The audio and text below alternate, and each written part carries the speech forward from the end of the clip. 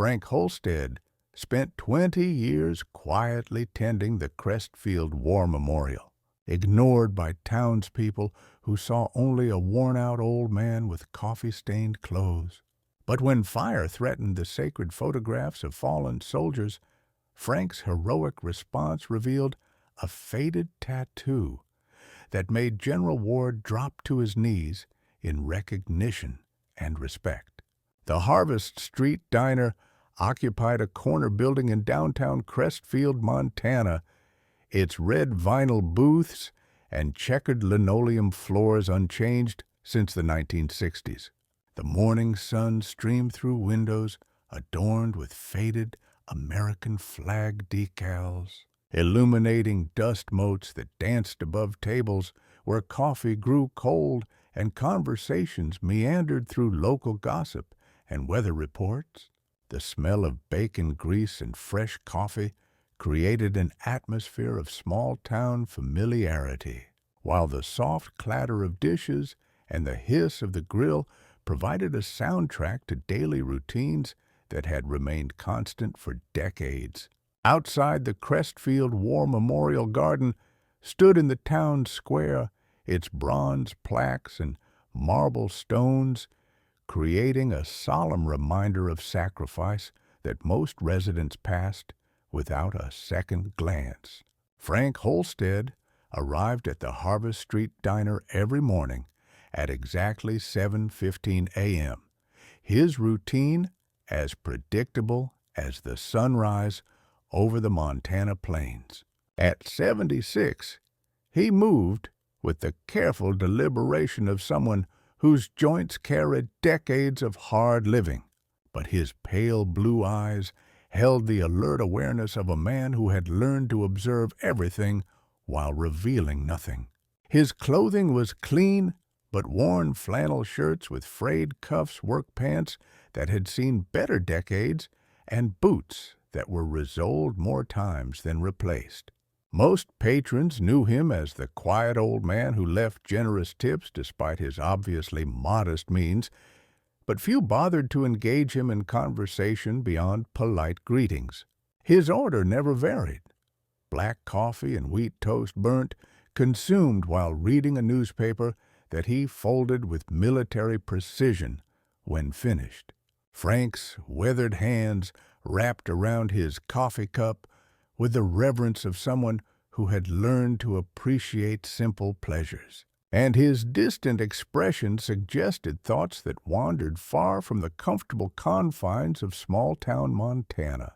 What the other customers didn't know was that Frank's daily routine included a stop that none of them ever witnessed, a private pilgrimage to the War Memorial, where he performed acts of remembrance that had become his sacred duty.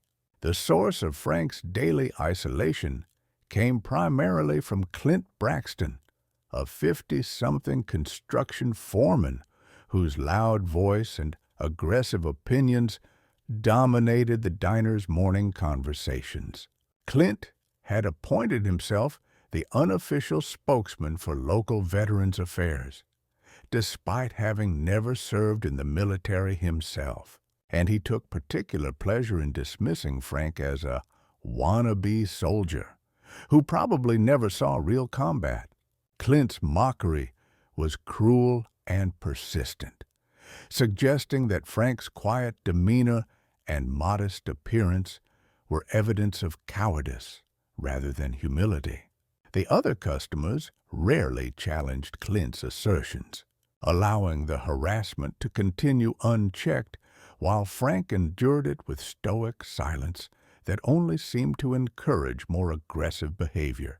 Frank's decision to ignore Clint's daily harassment was based on principles learned through decades of military service and personal loss. His late wife Margaret had taught him that responding to cruelty with more cruelty only perpetuated cycles of pain, and his military training had instilled the discipline necessary to maintain composure under pressure. But Frank's silence wasn't weakness. It was the conscious choice of someone who had seen enough violence to understand its true cost. Every morning, after enduring Clint's mockery at the diner, Frank would walk the 6 blocks to the Crestfield War Memorial Garden, where he performed a ritual that had given his retirement meaning and purpose. The memorial honored local residents who had died in military service from World War II through the recent conflicts in Iraq and Afghanistan. Their photographs, mounted in weatherproof frames, surrounded a central monument that bore their names and service details. Frank's routine was meticulous and reverent. He would clean each photograph with a soft cloth straightened frames that had been disturbed by wind or weather and replace flowers that had wilted in the mountain sun. He knew every face, every name, every story represented on the memorial wall, and he treated each one with the respect and attention that he felt their sacrifice deserved. Frank's approach to maintaining the memorial was systematic and deeply personal.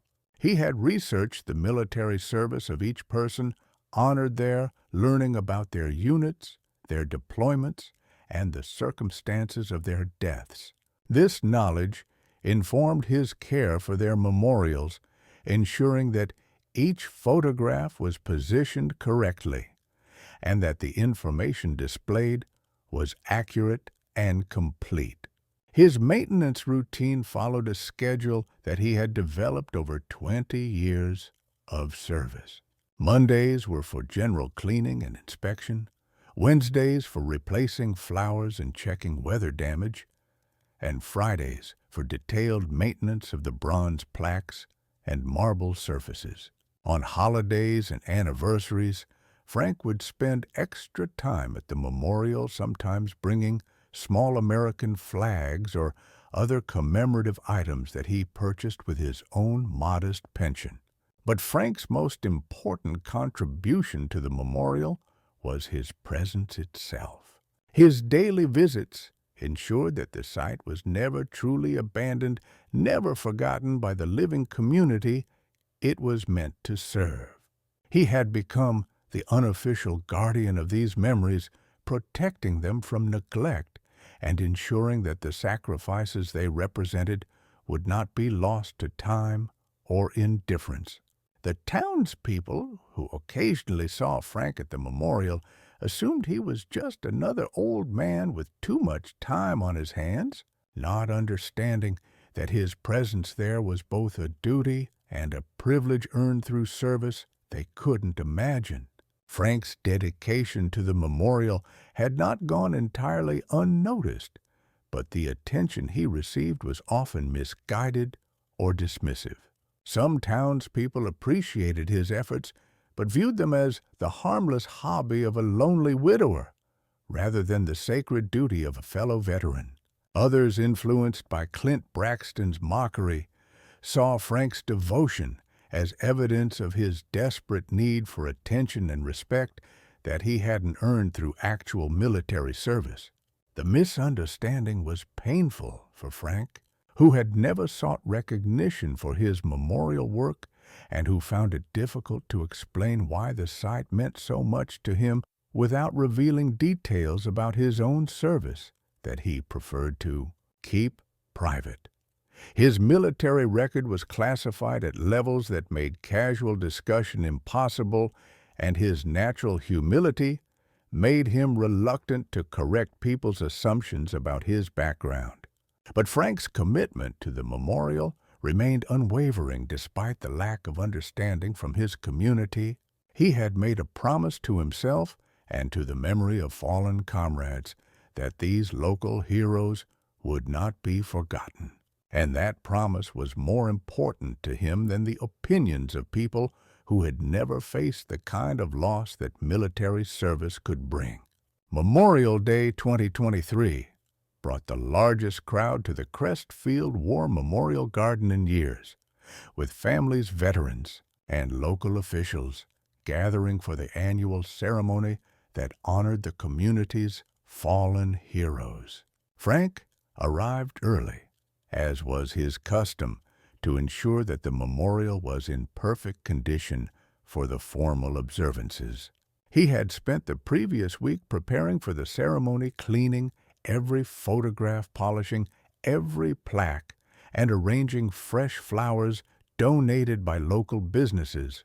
But Frank's presence at the ceremony was largely ignored by the official participants, who focused their attention on the invited speakers and honored guests, rather than the elderly man who had been caring for the memorial longer than most of them had lived in Crestfield.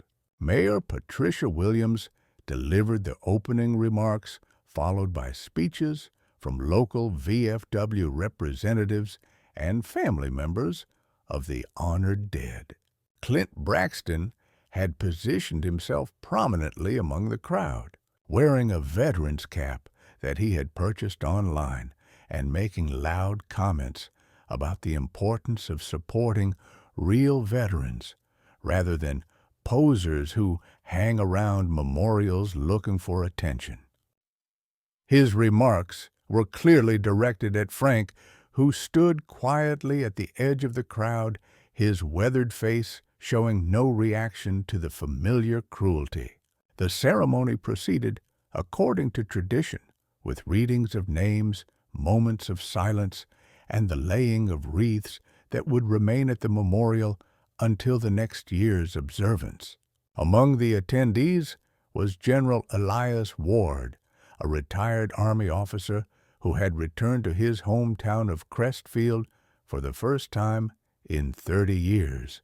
General Ward had achieved distinction during his military career, rising through the ranks based on both combat leadership and strategic planning abilities that had made him valuable in multiple theaters of operation.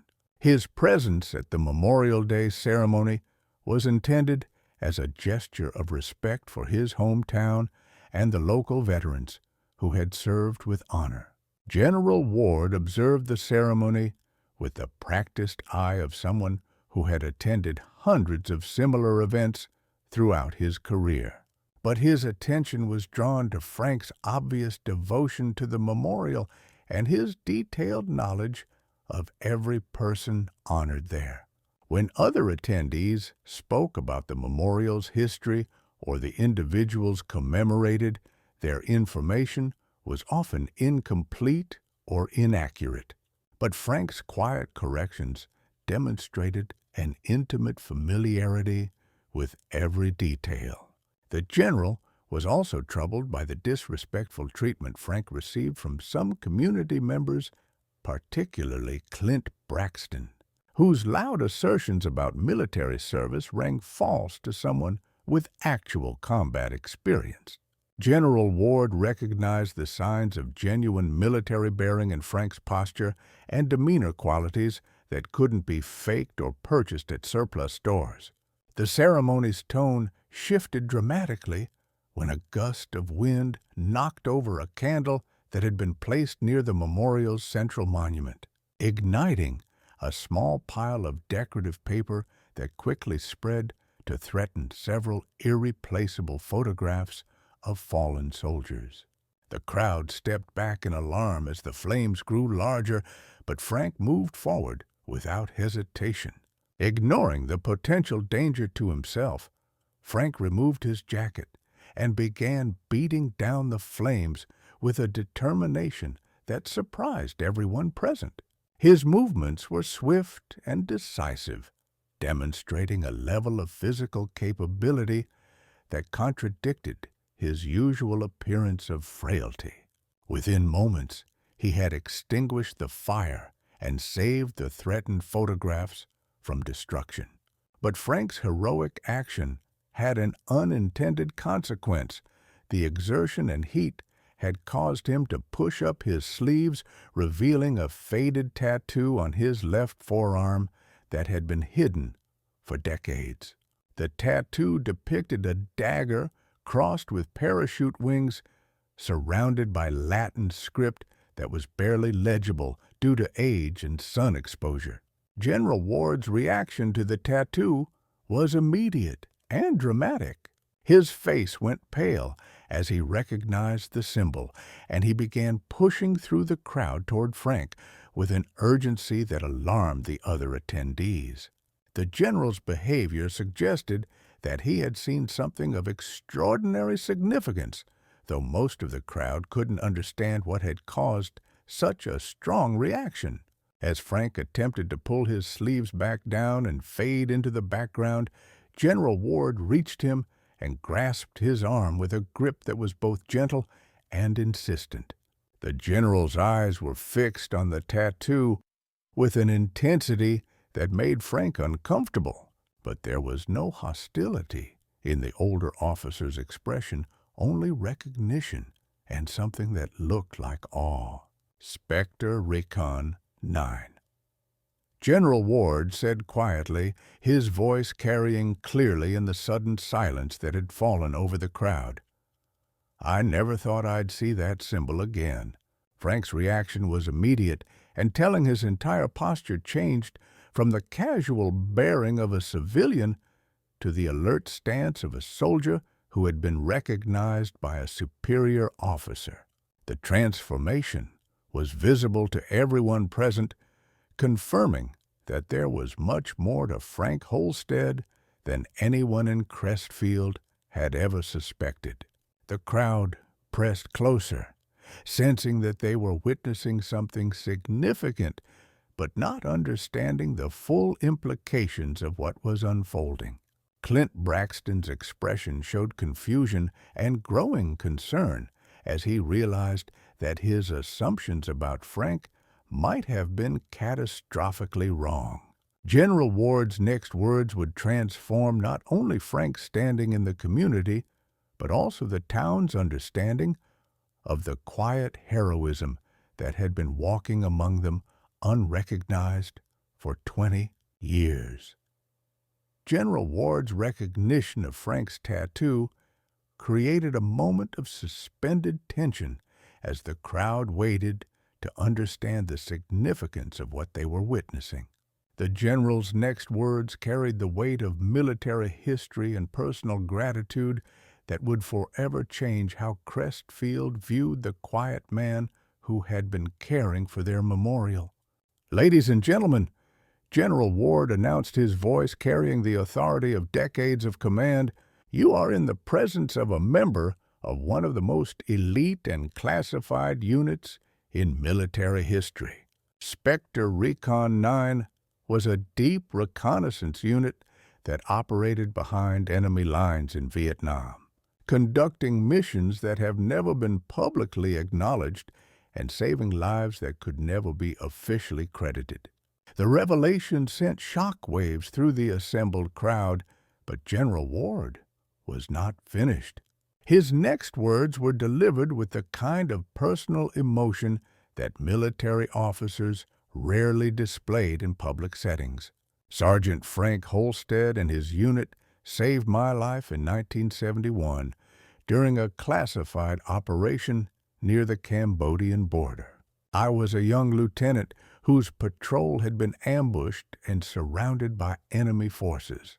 Spectre Recon 9 conducted a rescue operation that extracted my entire unit under impossible conditions. And I have spent the last 50 years wondering what happened to the men who gave me the chance to come home." The general's voice broke slightly as he continued, "I never knew their names because their identities were classified, but I never forgot their courage or their sacrifice. To find one of them here honoring our fallen heroes with the same dedication he showed in combat is a privilege I never expected to experience." The impact of General Ward's revelation was immediate and profound. Clint Braxton's face went white as he realized the magnitude of his mistake in mocking a genuine war hero whose service record was so classified that even a general couldn't discuss it in detail. The other townspeople who had ignored or dismissed Frank began to understand that they had been in the presence of extraordinary courage and had failed to recognize it. But the most dramatic moment came when General Ward, a man who had commanded thousands of soldiers and received honors from multiple nations, slowly and deliberately came to attention and rendered a perfect military salute to Frank Holstead. The gesture was unprecedented, a general saluting a sergeant, but it was also appropriate recognition of debt and respect that transcended military rank. Frank's response was automatic and precise, returning the salute with the same military bearing that had been hidden beneath decades of civilian clothing and small-town anonymity. For a moment, the 76-year-old retiree disappeared, replaced by the elite soldier who had risked everything to save fellow Americans in a war that most people preferred to forget. The crowd watched in stunned silence as the two veterans maintained their salute, understanding that they were witnessing a moment of recognition that had been delayed for over 50 years. When they finally lowered their hands, General Ward stepped forward and embraced Frank with the emotion of someone who had been given the chance to thank a hero he thought he would never see again. "Thank you." The general whispered, his words barely audible, but carrying the weight of a lifetime of gratitude. "Thank you for bringing me home, and thank you for keeping faith with our fallen brothers." Frank's response was characteristic of the humility that had defined his life since leaving the military. "Just doing my job, sir, same as I've been doing here." The revelation of Frank's true identity and service record transformed the Memorial Day ceremony from a routine community observance into a moment of profound recognition and redemption. The townspeople, who had dismissed him as an eccentric old man, suddenly understood that they had been witnessing 20 years of sacred duty, performed by someone whose own sacrifices had never been acknowledged. Clint Braxton, faced with the undeniable evidence of his cruelty toward a genuine war hero, approached Frank with obvious shame and remorse. The construction foreman, who had spent months mocking Frank's dedication to the memorial, now understood that he had been attacking someone whose commitment to honoring fallen soldiers was based on personal experience with loss and sacrifice that Clint could never comprehend. "Mr. Holstead," Clint said, his voice barely above a whisper, "I owe you an apology that goes beyond words. I was wrong about everything, and I'm ashamed of how I treated you." Frank's response demonstrated the character that had sustained him through decades of combat and civilian service. "Son, we all make mistakes. What matters is what we do after we realize we were wrong." The handshake that followed marked not just personal forgiveness, but the beginning of a transformation in how Crestfield honored its veterans and understood the meaning of true service. In the days following the Memorial Day revelation, Crestfield underwent a transformation that reflected the community's newfound understanding of the heroism that had been walking among them unrecognized for 2 decades. Local media outlets picked up the story of Frank's service and his quiet dedication to the memorial, creating a narrative that resonated far beyond the small Montana town. General Ward used his influence to arrange for Frank to receive long overdue recognition for his military service, including medals and commendations that had been withheld due to the classified nature of his unit's operations. But Frank's response to the attention was characteristically humble. He accepted the recognition graciously, but made it clear that his primary concern remained the proper care of the memorial and the honoring of local heroes. The most significant change came in the form of community support for the memorial itself. Donations poured in from residents who had previously ignored the site, allowing for improvements and expansions that would ensure proper maintenance for generations to come. Local veterans organizations, embarrassed by their failure to recognize Frank's service, established a formal support structure that would assist him in his memorial duties. But Frank's greatest satisfaction came from an unexpected source: Clint Braxton's genuine desire to make amends for his past behavior. As the attention and recognition continued to grow, Frank experienced moments of uncertainty about whether the exposure of his service record was worth the loss of the anonymity that had allowed him to serve the memorial without distraction.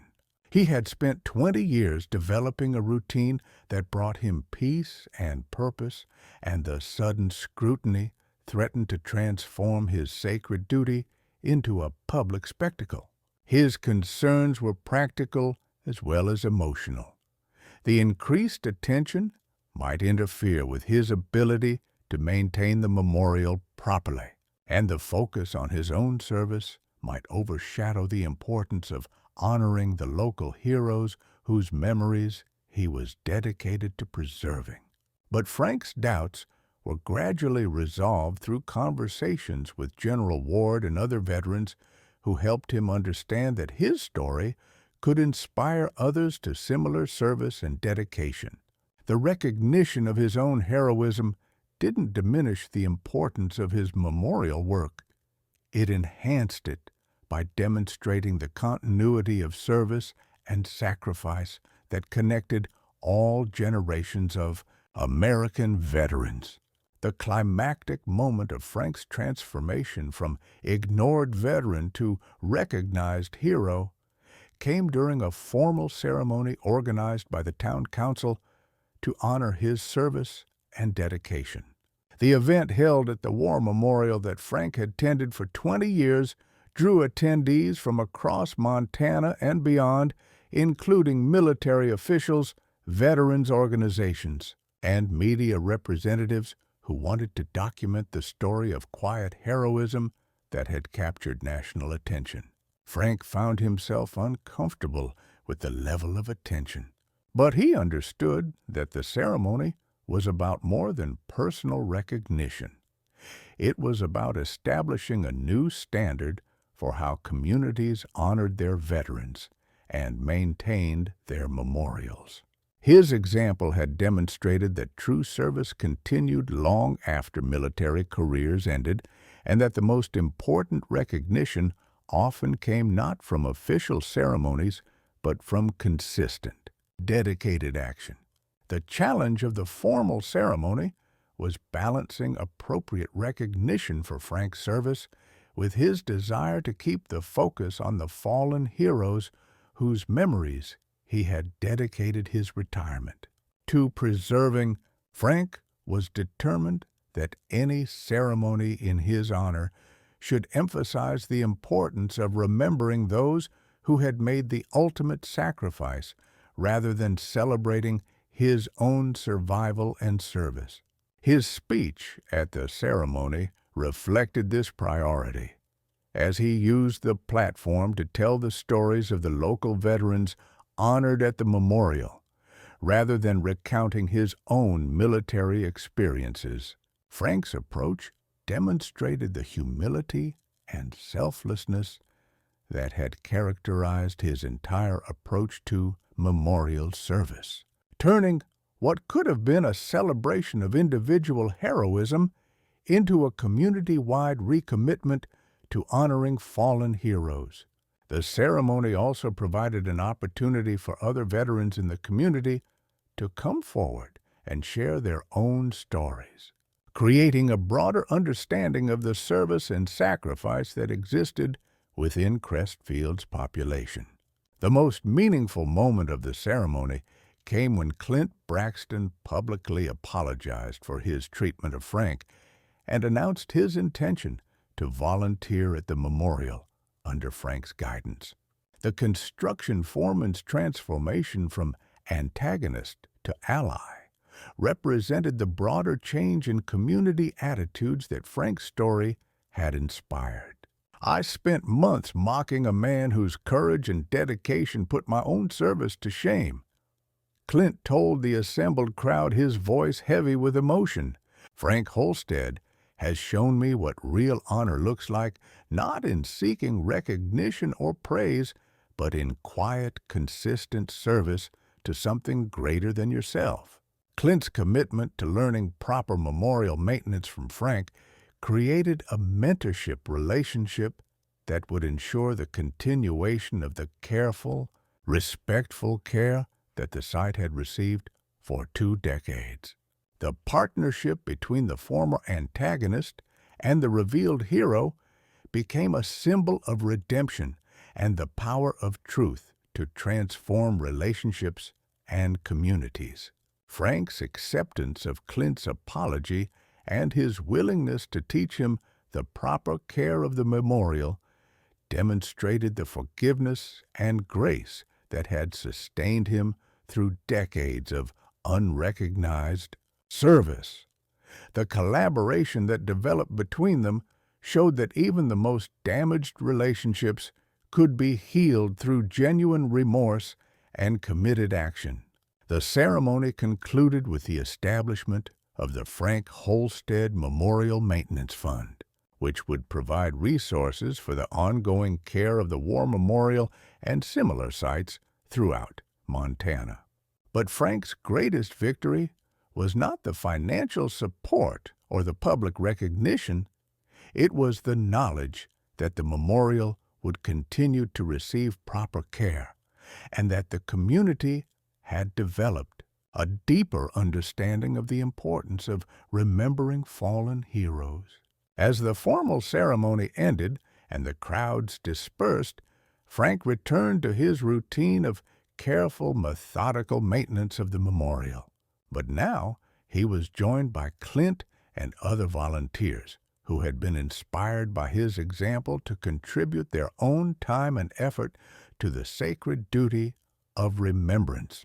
The transformation was complete, from ignored veteran to recognized hero, from solitary guardian to leader of a community-wide effort to honor the fallen.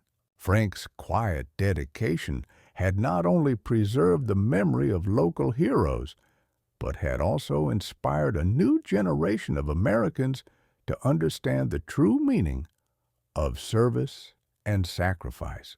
The revelation of Frank's identity and service record created immediate changes throughout Crestfield that extended far beyond the war memorial itself. The Harvest Street Diner installed a permanent plaque honoring Frank's service, and his morning coffee became complimentary for life, though he continued to leave generous tips despite the owner's protests. Local businesses began contributing to memorial maintenance, and the town council established Memorial Day as an official paid holiday to ensure maximum community participation in future ceremonies. Most significantly, Clint Braxton's transformation from tormentor to devoted student created a powerful example of redemption that resonated throughout the community. His daily presence at the memorial, learning proper maintenance techniques from Frank, became a visible reminder that prejudice and ignorance could be overcome through humility and genuine commitment to service. The story attracted national media attention, inspiring similar recognition for unsung veterans in communities across the country, and leading to increased support for memorial maintenance and veteran services nationwide. Frank's story became a catalyst for broader changes in how American communities recognized and supported their veterans, particularly those whose service had been classified or unacknowledged. The Holstead model of memorial maintenance was adopted by veterans organizations nationwide, emphasizing the importance of consistent personal care rather than occasional ceremonial attention. Educational programs were developed using Frank's example to teach young people about the continuity of service and the importance of remembering fallen heroes. His partnership with Clint became a case study in conflict resolution and the power of truth to transform relationships, inspiring similar mentorship programs that paired veterans with community members who wanted to contribute to memorial care. The increased attention also led to the declassification of some information about Spectre Recon 9, allowing other members of the unit to receive recognition for their service and providing closure for families who had never known the full extent of their loved ones' contributions to national security. 2 years after the Memorial Day ceremony that changed his life, Frank continued his daily routine at the War Memorial. But now he was accompanied by Clint and a growing group of volunteers who had learned to share his reverence for the site and its meaning. As he cleaned the photographs and straightened the frames, Frank reflected on the unexpected turn his retirement had taken. "You know," he said to Clint as they worked together in comfortable silence, "I never wanted recognition for myself. But if my story helps people understand why this place matters, then maybe it was worth the attention." Clint nodded, understanding finally what Frank had been trying to teach him all along, that true honor was found not in seeking praise, but in faithful service to something greater than oneself.